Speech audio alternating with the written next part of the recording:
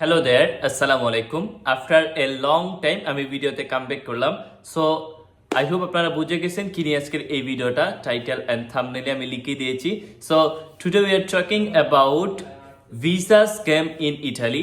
So Italian government যে স্ক্যামটা করছে আপনাদের সাথে আমাদের সাথে, সেই বিষয়টা নিয়ে আজকে কথা বলবো। So without wasting any more time, let's get started.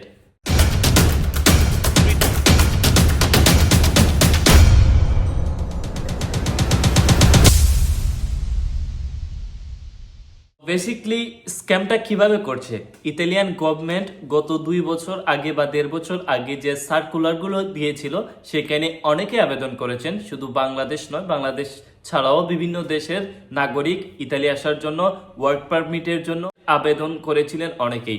So দুইটা ধাপে ইতালিয়ান গভর্নমেন্ট আবেদন নিয়েছিল। সেটা হচ্ছে, একটা হচ্ছে টেম্পোরারি মানে সাময়িক সময়ের জন্য একটা ভিসা, আর আরেকটা ছিল লং টার্মের জন্য, মানে যতদিন ইচ্ছা যে কোনো ব্যক্তি যে দেশ থেকে আসবে সে ইতালিতে বসবাস করতে পারবে, পার্মানেন্ট একটা রেসিডেন্ট পাবে।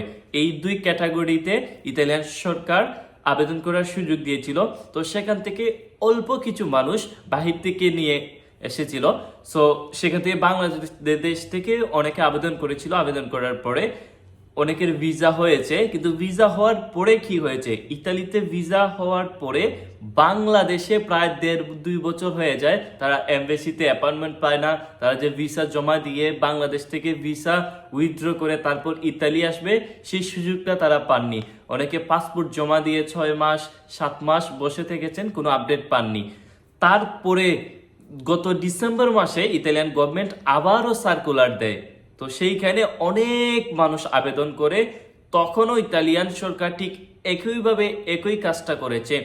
এখানে অনেকে ভিসা পেয়েছেন ইতালিতে, কিন্তু বাংলাদেশে এম্বাসিতে যে তারা জমা দিবে সেইটার অ্যাপয়েন্টমেন্ট পর্যন্ত তারা নিতে পারেননি। দফায় দফায় অনেকভাবে চেষ্টা করা হয়েছে, কিন্তু কোনোভাবেই বাংলাদেশ এম্বাসিতে, যেটা ইতালিয়ান এম্বাসি বাংলাদেশে রয়েছে ঢাকাতে, সেটার অ্যাপয়েন্টমেন্ট নিতে পারেননি। সো আপনি যদি অ্যাপয়েন্টমেন্ট না নিতে পারেন তাহলে আপনি ভিসা জমা দিতে পারছেন না। তেমনি ভাবে গত সম্ভবত মার্চ মাসে ইতালিয়ান গভর্নমেন্ট আবার সার্কুলার দেয় বিভিন্ন দেশ থেকে লোকজন নিয়ে আসবে ইতালিতে, সেই জন্যে তখনও এই স্ক্যামটা হয়েছে। অনেকের ভিসা হয়েছে, কিন্তু এখনো পর্যন্ত অনেকের ভিসা, যদিও ভালো টাইমিং ছিল, আবেদন করার খুব সুন্দর সময় ছিল, তারপরেও তাদের ভিসা হয়নি। তো 2-1 জন যারা পেয়েছেন তাদের একই অবস্থা। বাংলাদেশ ইতালিয়ান যে এমবেসি রয়েছে ঢাকাতে, সেইখানে তারা কোনোভাবে অ্যাপয়েন্টমেন্ট নিয়ে ভিসা জমা দিতে পারছেন না। মূল পয়েন্ট নিয়ে এবার কথা বলি। ইতালিয়ান গভর্নমেন্ট এখানে স্ক্যাম কিভাবে করছে, স্ক্যামটা এইভাবে করছে, যারা বিভিন্ন দেশ থেকে ইতালিতে আসবে বলে আবেদন করেছে তাদের কাছ থেকে একটা আবেদন ফিস নিয়েছে ইতালিয়ান গভর্নমেন্ট।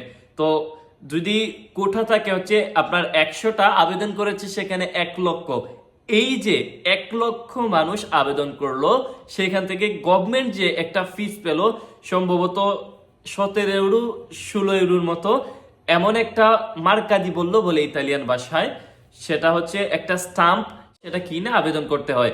সো এই যে একটা মার্কাদি বললো, একটা যে আবেদন করার সময় কিনলো, এই যে এই ফিসটা ইতালিয়ান গভর্নমেন্ট পেল, যদি 1 লক্ষ মানুষের কাছ থেকেও যদি 1 ইউরো করে নেয় তাহলে 1 লক্ষ ইউরো হয়। কিন্তু এটা তো একটু সামান্য, আমি বললাম এরকম শত শত কোটি টাকা হাতিয়ে নিচ্ছে ইতালিয়ান গভর্নমেন্ট। ভিসা তো দিচ্ছে মাত্র 10 থেকে 15 জন, কথার কথা আরো বেশি, কিন্তু আবেদন করাচ্ছে 2 লক্ষ 2.5 লক্ষ 3 লক্ষ এইরকম মানুষ। তো এইভাবে আসলে তারা স্ক্যাম করেছে, আর এটাকে বিজনেসে আসলে রূপ ধারণ করেছে এখন বর্তমান সময়ে। সাহেব আপনারা বুঝতে পেরেছেন। আর যারা আবেদন করছেন, আমি বলছি না যে আপনি আবেদন করেন না, তো আপনাদের সামনে সত্যটা তুলে ধরলাম। আই হোপ আপনাদের কাছে ভিডিওটা ইনফরমেটিভ মনে হয়েছে। যদি ভালো লেগে থাকে তাহলে অবশ্যই আমাদের চ্যানেলটি সাবস্ক্রাইব করে আমাদের সাথে থাকবেন। এন্ড দেন দেখা হচ্ছে নেক্সট ভিডিওতে। ততক্ষণ পর্যন্ত ভালো থাকুন, সুস্থ থাকুন। আসসালামু আলাইকুম।